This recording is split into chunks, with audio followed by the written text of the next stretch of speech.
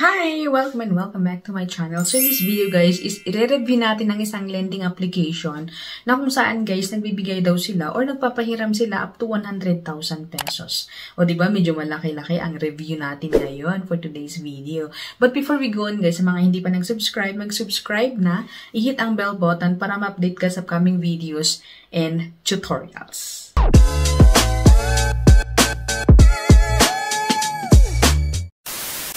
Alright, welcome and welcome back to my channel. So in this video guys is i-review natin ang isang lending application na sabi dito 100,000 pesos ang maximum na pwede nating hiramin, term of 120 days and low interest rates. Ayon din dito guys, isabi dito quick approval and disbursement, multi-channel repayment, ayan, secure personal data, ayan, and ayon sa kanilang application guys is 3,000 to 100,000 pesos. So, pinapanindigan talaga yung 100,000 pesos na pwede nating hiramin daw sa kanila. And loan term, 90 days. Shortest days yun, guys. And yung longest days is up to 180 days.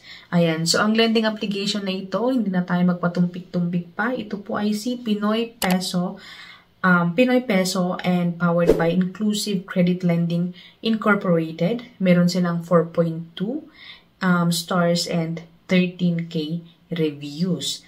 Ayan, download the application. So, pagka-download natin dito guys is meron dito yung tatanungin sa atin identity information. So, hindi na bago.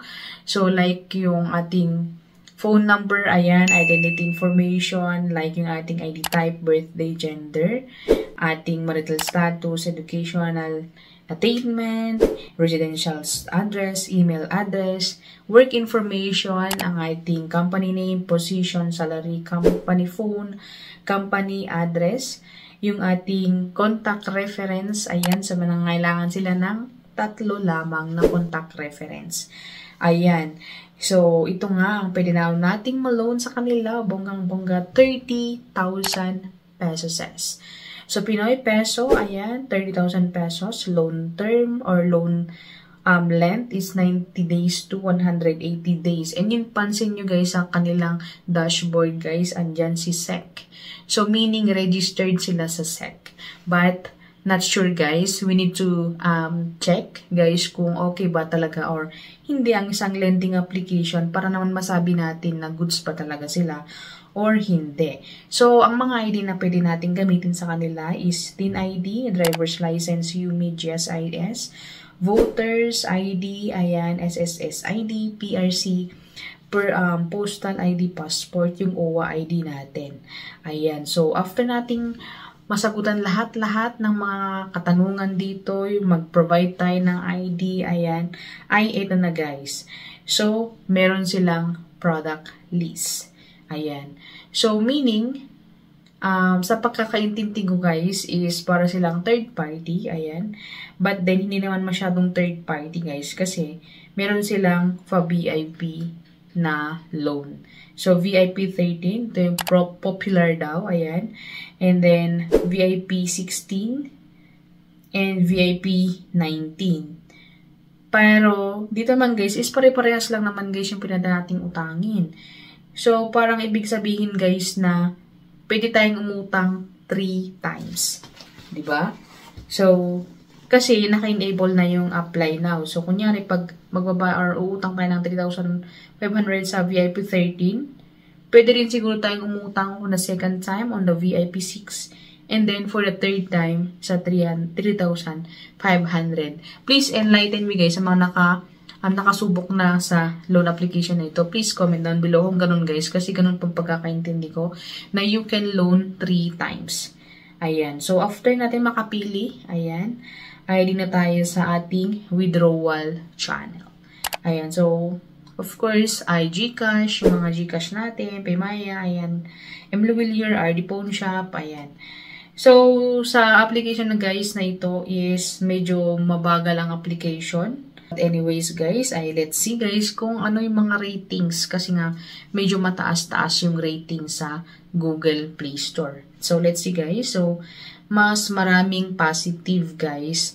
Pero sa negative tayo magbabasa since mostly sa mga negative talaga is totoo sa mga nagre-rate, guys. Ayan. So, sabi dito, too high interest for your 3,000 pesos. So, ang first loan nito is 3,000 pesos. The interest is 1,500, which isn't good. It's not good. And they have said application that the payment term is 90 days to 180 days. But it's not true. Ayan. 6 days lamang po daw yung loan term nito. Fast release of loan, responsive email, unresponsive phone number. But I don't recommend this app. Ayan. So, very responsive naman sila sa email, but sa call center nila or sa customer service nila ay hindi sila ma-reach. Ayan. And sabi dito na 6 days lamang po yung loan term. Ayan. So, isa rin dito, yung isa pa, management fee is very high. It costs 1,500. So, I only received 2,000 from my 3,500. So, 3,500 yung approve minus the 1,500. So, nagiging 2,000 lamang po yung kanilang receive. Payable in 6 days din. O, yan. So, kung gusto nyo malaman po yung mga ibang mga comments, ibang mga rates, ay pupunta lang po kayo sa Google Play Store. Ayan. So, maraming mga nagrarant dito na sumubok na sa Peso Pinoy. So, kayo guys, sa mga viewers guys, sa mga nakasubok kay Peso Pinoy, please comment down below din yung mga experiences ninyo guys. Ayan. And sa mga naghahanap guys, or gusto mag-try kay Peso, Pinoy Peso, ay wag niyo na pong subukan. Hindi ko po ito may re-recommend guys. And until now po guys, is wala pang approval or rejection. Ayan. So, medyo matagal yung processing din nito guys. So, hindi mo talaga maaasahan pag may emergency ka. So, sa mga nakasubok nga dyan, paulit-ulit lang guys, na please comment down below. Kasi nga baka ako lang ang nakasubok na ganito guys sa Pinoy Peso. Ayan. So, that's it my video and I hope na nakatulong sa mga naghanap ng utangan or gustong makakita ng reviews kay Peso Pinoy. So, see you in my next video. Bye!